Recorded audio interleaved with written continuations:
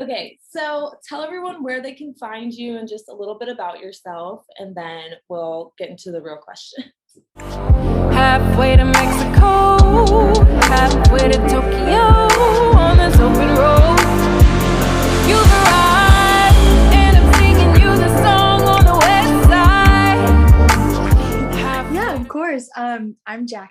I'm originally from the suburbs of St. Paul, Minnesota. Lived there all my life and then went down to Texas for college. So that kind of primed me for living in very different cultures right away. I mean, drastically different, but love them both. And now I am actually currently in Nice, but I'm long-term living in Paris for the year. So where you can find me, like Facebook, Instagram, and then I also have a travel account if people are interested. I post a lot of, I call them my little global epiphanies. There's really not a better way to describe them. What's it called? Sorry, Little Girl Big Adventure, which is just as embarrassing, but I love it. I've had it since actually I studied abroad in Madrid my junior year of college. So if you want, you can scroll way back and see all of the growth that I've gotten to do. I've been so blessed to be able to expand my mind and my horizons so much in the last 4 years. It's honestly kind of insane. Like seeing that first post and thinking of who I am before I was open to the whole world, you know? That's so true. So yeah, that I guess that has been 4 years since you studied abroad. That's crazy. Maybe 3. Feels like forever. Yeah, it was like I remember when seeing you go there because I was going to Spain that summer. Yeah, right afterwards. Like, oh my gosh. So I was definitely stalking that earlier today too. So what was the cultural difference between Minnesota and Texas? In Texas? Yeah. Yeah. So a lot of major ways, but then a lot of also subtle ways. Also factored in that. So college, I was in Fort Worth, which is its own totally own culture within Texas. I like to think it's a very good place to go visit if you want to see pretty authentic Texas, because it's not as big of a city like Dallas, where it's so much more metropolitan, or like Houston, same thing, but it's still big enough that there's a lot of things to do, so you're not like without activities to experience. Loved it. Minnesota, I don't know, for differences, they're both very friendly, but it's a different kind of friendly. It's hard to describe. Like Texas, it's very southern, very, very warm, very welcoming. Minnesota, it's just like, hi neighbor. I mean, you can't walk down a road without saying hi to someone. I feel like physically uncomfortable if I see someone on a sidewalk and I don't say hi to them in Minnesota. I feel like I'm in the wrong.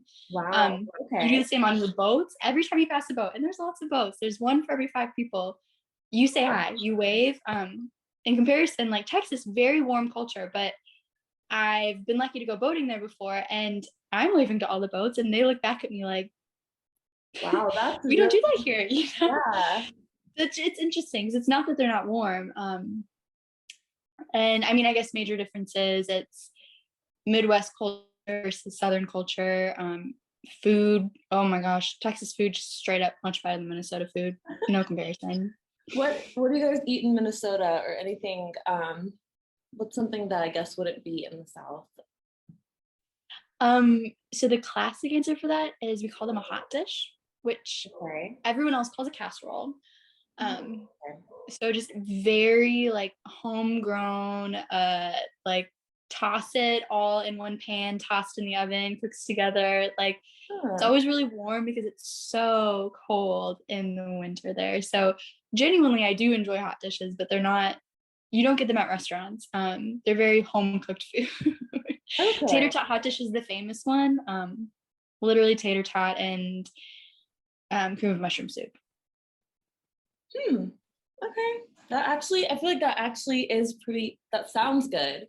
I've been wanting to go to Minnesota since I was like in 9th grade and I've not made it there yet.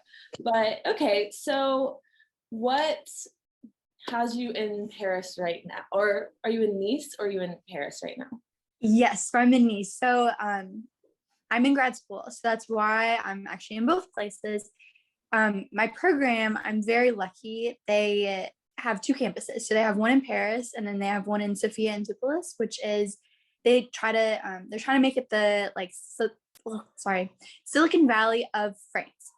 So it's kind of the lead like research data center, which works because my program is data science. Okay. So they have one campus there, one campus in Paris, and it's a really small program. So I think there's like 60 people in my entire cohort of data science, data engineering, and data analytics. Those are the only programs that they have. And so there's not enough students there to like need a full staff of professors. So instead, we basically have one course per week, like 30 hours of schoolwork per week, with like a full-time job. Wow.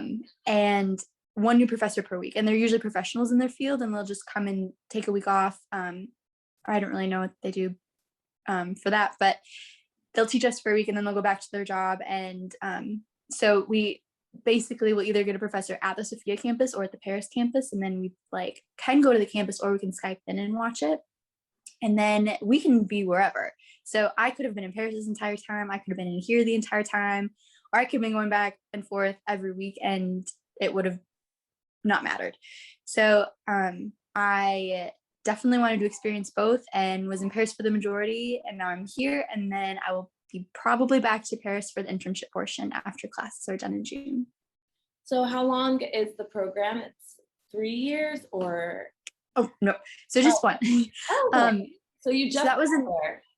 Yeah, I just got here in December.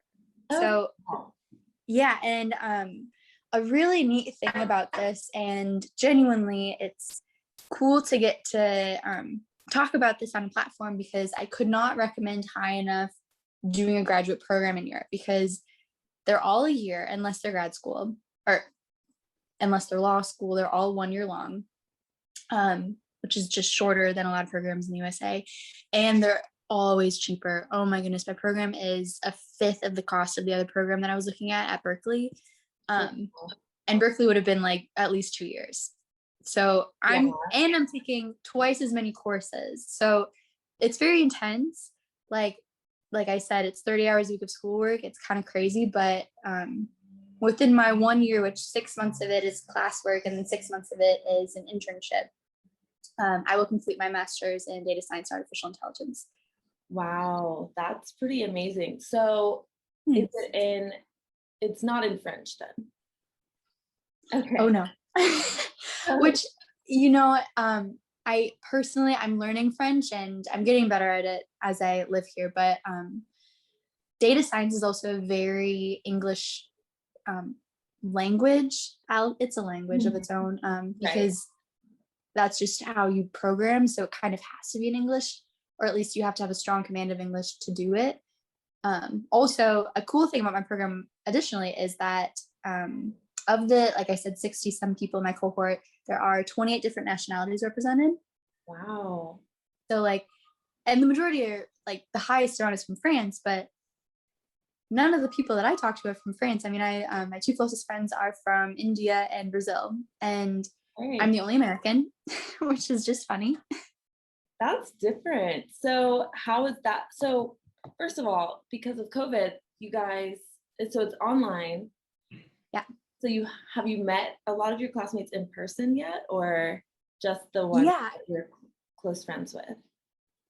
So it's kind of as you feel comfortable here. So the first month it was all online. I mean, no one could go into the buildings. And then after mid-December, they allowed 10 people per time in one classroom. And because it's such a small program and because some people just didn't feel comfortable coming back to it, and because it's split between two campuses, basically you can go into class whenever you want, or you could watch from home whenever you wanted. So then the days I go into class, it's usually me and my couple friends, and then there'll be a couple other new people every time. But so I haven't met the full cohort, but probably a fourth of it at this point, which is cool. Yeah, that's really cool. So then when you get to the internship period, and you said you're thinking about going back to Paris. What will you be doing? Yeah, so that'll just be intern in data science. I'm not sure which company yet, but I had initially wanted to do research because I'm not super into the corporate world. It's not my gig. I ultimately want to be an economist for the UN is the end game. But in this stage, I think you need to have some sort of a knowledge on data science to do economics. I'm sorry, that's my windows open.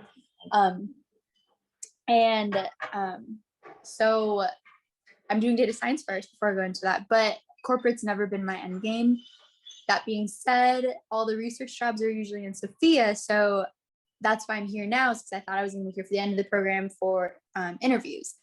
But I looked, and a lot of the startups here that are usually big into research are out of business because of COVID, because they're so small. So I'm finding that there's about 5 times as many more opportunities in Paris than there are in Sophia, which is a bit of a bummer. But now I've made friends in Paris, so that'll be good to go back.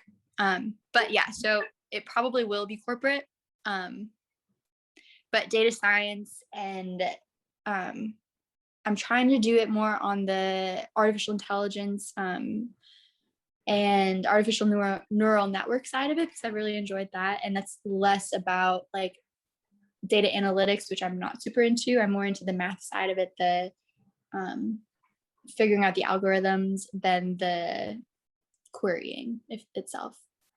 Wow, that's really cool. That's definitely so out of my realm. So I'm like, that sounds very fascinating to me and very exciting. So do you plan on staying after, so when your internships are done, you're trying to stay in Paris, or not Paris, but just France, for as long as possible?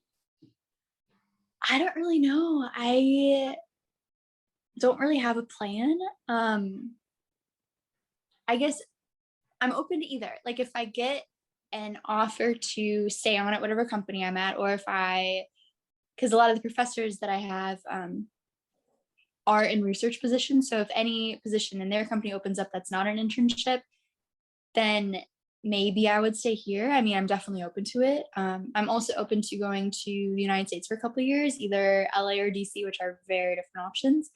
I ultimately do think I want to end up back in Europe, though. I mean, honestly, looking out at that window at Nice, I could see myself raising a family here, which is kind of crazy.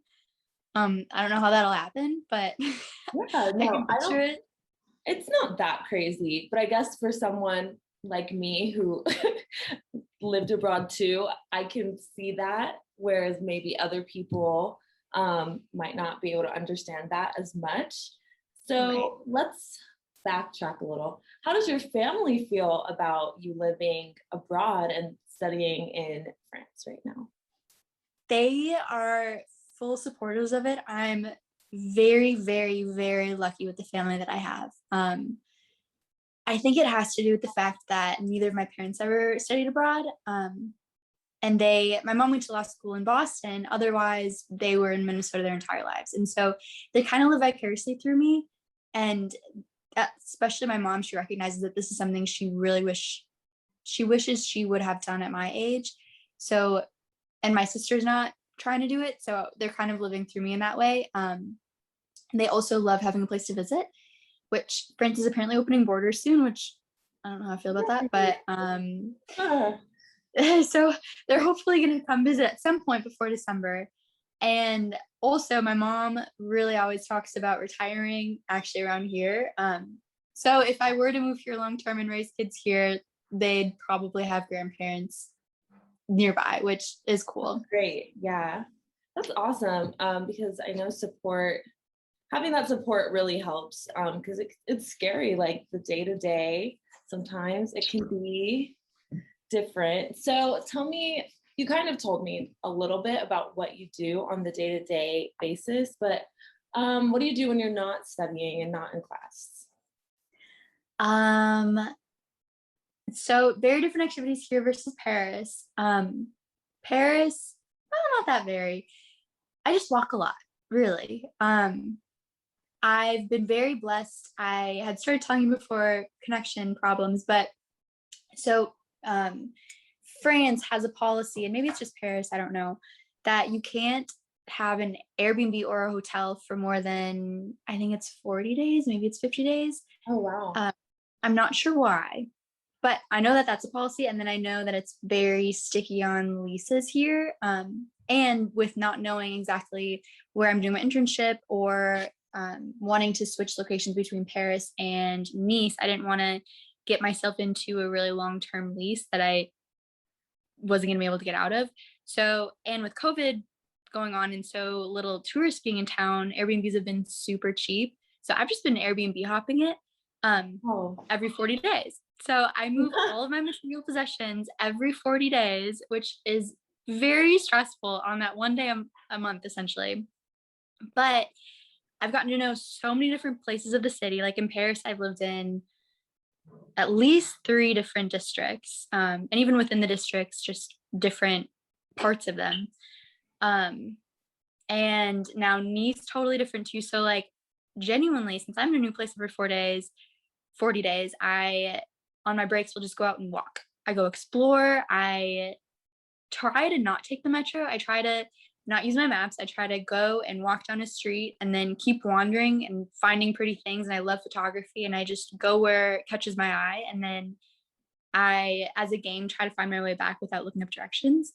And I can waste a lot of hours doing that. I mean, these cities are so beautiful. And I've found that usually they kind of show you what you need to see. And that's honestly been amazing, especially with no tourists here, that it's not that crowded. And I can go to places where I'm sure on any given day in the summer during normal times, it would just be like shoulder to shoulder packed, and it's an open street. And that's honestly been amazing. Yeah, that sounds like a perk of being there during the pandemic. So, speaking of the pandemic, I guess, how's France handling it versus, I guess, what you kind of were here for it, I guess, a little bit. Mm-hmm. You left in December. How's France doing it differently? So I have mixed feelings on this, but they are a lot more hands-on about prevention, like about government having a say in like gatherings and clusters of people. Like for instance, we have a 7 p.m. curfew, so you're technically not allowed to be anywhere outside past 7 p.m. I guess I think they have exceptions if you have like a dog. Okay. Other than that, you are not allowed to be on the street past 7 p.m. I find that wiggle room to 7:30, so I usually finish my jogs around then just to extend the day a little longer. But I have gotten stopped by police before. It feels very strange, especially when the sun's now not setting till 8. It just feels weird to be inside. And like only grocery stores are open, and restaurants you have to do takeout. So you can't really go inside anywhere. No museums, no like clothing stores were open, but they just shut down about a month ago because there was another spike. Okay. So France is a lot more proactive in terms of that. Vaccine wise, I've been looking it up, and apparently 12% of the country is vaccinated. I know 0 people that are vaccinated. Wow. I know 0 people with any appointments or anything on the horizon to be vaccinated. Like it genuinely seems like a hoax that anyone is. Wow. Yeah, it's kind of very weird, especially having a lot of friends in Texas where like they're all vaccinated right now. I mean, Texas is asking people to come in and get vaccinated because they have so many extras per day. So it's weird to see that back at home. Plus, I mean, their entire state is just, Texas has been open for so long, and I can't even like sit at a restaurant even with like dividers up, can't go into a clothing store, which again, I've mixed feelings on everything, but it's very different. Yeah. That does sound very different, especially as you know, well, the way that the US has been handling it, I have mixed feelings as well, because it's just kind of like, I feel like we're doing a lot, but then now that they just opened up the vaccines for everyone 16 and up, I'm like, okay, I guess we're good. And actually, the reason I was like, hey, can we start later? I was waking up from a nap because I just got my second shot, and my body, shoot. yeah, my body was like, oh no, No. it's time to go to sleep. So Congratulations, you were vaccinated. I'm like, yay, I'm vaccinated. My body definitely trying to build the antibodies. I can feel it. But yeah, so that I'm like, okay, at least now it feels like we're being smarter now that the vaccines are out. Whereas before, I mean, you said Texas opened before the vaccines were open for everyone, and they opened restaurants at full capacity and everything. And it was just like, come on, guys. Like, I know. Like, we could have waited a month and then been so much smarter about it. Yeah, it's just, I mean, I'm living in a small town in the South right now, and nobody wears masks. It's just like, guys, let's think of the greater good. But right, it's not that much longer. Like, the end is in sight now, so I don't really understand the complaining about it at this point. Like, we know what to do. Wearing a mask is really not that hard. It's not hard. Like, if we all do it in like a month and a half, we'll be good, I think. Exactly. I agree. I mean, if people actually put their mask on, and for the most part, I mean, I'm telling all my business. I had COVID in February, and I was completely isolated in the bedroom, and my mom was just bringing me food outside of the door, and nobody else got sick. So it's like isolation. Nobody else got sick? Nobody else. Thank goodness, it really worked. Yeah, so it's like, okay, if that was an experiment, hated that I was the test subject, but you know, I mean, but it worked good. Thank goodness. Nobody in my entire family had to get tested, because we all are in contact with my grandparents, and nobody else got sick. So I was really grateful for that. And it's just like, it works. Just isolate and put the mask on, stay 6 feet, you'll be good. Or at least I know people are just keep yourself impatient. But so I guess we'll go back to your adventures. So is this a solo trip, and have you been able to travel to other areas in France outside of those cities? Did you go by yourself? Yes, so very much by myself. I'm lucky that there is a pal that I didn't actually know super well at TCU, but we had a lot of mutual friends, and she actually had just moved to France in basically November.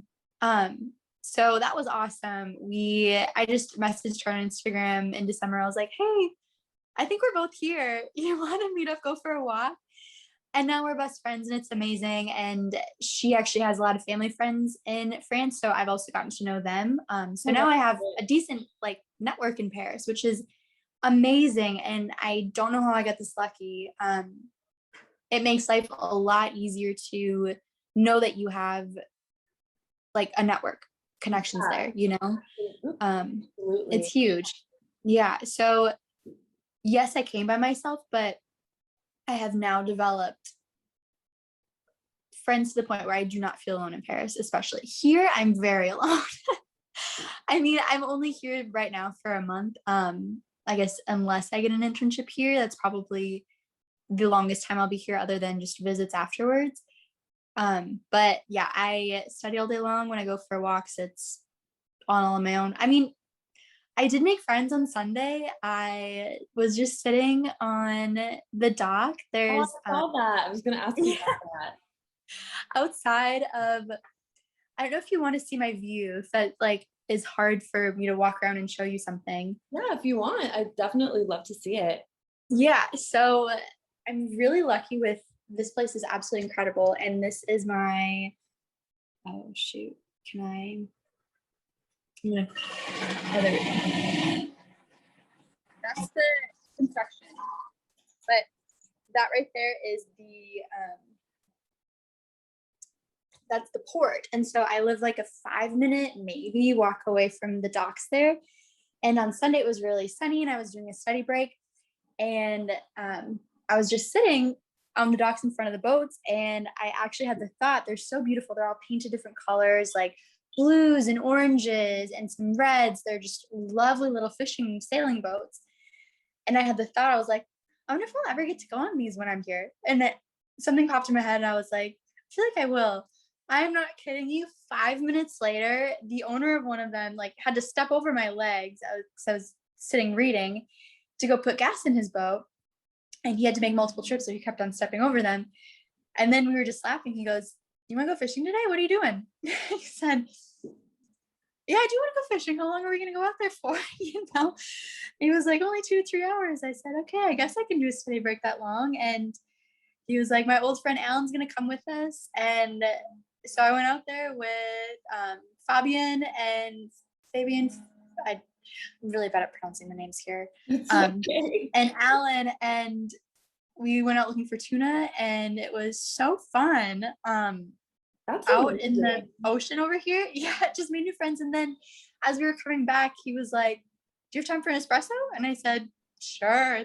I'm about to go study. That's always a good idea. So we went into a local cafe, and since they all knew the owner, we could actually like stand inside and drink cafe espresso inside the shop, which is the first time I've done that since being in France. So that was a huge perk of being with locals. And they were just these bunch of fishermen. And so now I've joined this group of fishermen here. They have said that I can go out on their boat whenever I want. I really like, those are the type of things that just happen to me when I'm abroad. I really don't know how to explain it. I mean, happened when I was in Madrid too, and there were 40 people in my program, and everyone in that program will tell you I'm the only person that these things happen to, and I could not explain it, but I do make a lot of friends. That's good. That's especially since you're there by yourself. I'm glad that you're able to make friends that easily. I think that I covered everything. Did you have anything else you wanted to add? I was just going to tell you because it's relevant.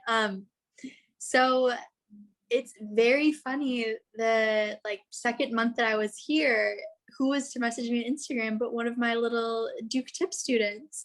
Really? From my class. Yeah, she was in my econ class, and she Instagram DM'd me and was like, hi Jackie, I think I see that you're in Paris. Is that true? And I was like, yeah, why? You know, good to hear from you. I haven't heard from you in 4 years or whatever it was. And she is at school at the American University in Paris. And so we've actually gotten to hang out a couple times. And so that's me being who I am. I love getting to help others whenever I can, and especially in roles like college orientation leader type of things. I mean, I loved that in college. I did all of the possibilities that I could do. And university in Europe, they just don't really have that sort of thing. They don't really have RAs. They don't have orientation leaders, like none of that assimilation thing. And so I was super excited because I told her, I'm like, Elizabeth, I would love to be a resource for you. Like, I mean, I'm new to Paris too, but like in terms of just college, like, please let me, like, if you ever have questions about things or just want someone to talk to about how college life is going freshman year. I mean, freshman year, COVID, and being in France, I was like, that's a huge change. So that's been really a neat thing to reconnect with a student of my past, and also get to kind of fill that role that I've loved to play for so long. So I thought that was just kind of funny of the odds. Yeah, no, that's really interesting. And they are getting old, aren't they? I know. Isn't that crazy? Yeah, it's like that means we are too. But I know. She's almost the age that I was when I was your teacher. oh my gosh, that's crazy. Oh my God. But yeah, thank you so much for doing this. I'm so excited to share this with everyone. And I'm glad that we got to reconnect. Now that I know the borders are opening, maybe I'll be over there because I am ready to go somewhere. Dude, come visit me whenever you can get over here. I'll let you know whether I'm in Paris or Nice for my internship, but come over, visit. It's really like, I have fallen head over heels for this country. Like, I did not expect. I mean, I was absolutely enamored with Madrid. I still, that city will always have a special place in my heart that I don't think any city will take up. And so I was skeptical, especially Paris. It's so touristy usually. And I was like, oh, I'm sure I'm going to like it a lot. But like, I don't know if I'll like it as much as Madrid. Oh my gosh. I'm It's glad you're happy there. That makes me happy that you are happy there, because it's thank so you. different than the normal experience. So It is, but it also, this is just in my personality. I try to find all the possibilities of good in a situation. And I've been reflecting a lot, especially now that the borders might be opening again soon, just of how lucky I am to have gotten to be here while no tourists are here. I mean, you think about it, and in the last 200 years even, it's what now in the Spanish influenza that the borders have been closed. Like, wow, yeah. I'm one of such a small set of people who've gotten to see Paris without tourists. I can't comprehend how lucky that is. I mean, it's a city of tourists usually, and I've gotten to see what it's like to actually be a local and fallen in love with that. So I'm super excited for people to get to come visit me, but it's going to change the atmosphere of the city for sure. I'm sure I'll still love it, but I'm like incomprehensibly lucky for having gotten to be here in the timing that I have. Obviously would love for restaurants to be open. That'd be amazing, but I like couldn't be luckier. That's great. I'm, like I said, that I'm very happy for you, and I hope that your studying and your program continues to go well. Thank you. It's so good to see you. Thank you for inviting me to be on here. That's an honor. Thank you. Oh my gosh, it makes me feel so good. Thank you so much for watching. Don't forget to like, comment, and subscribe, and I'll see you next time. Bye. Halfway to Mexico, halfway to Tokyo.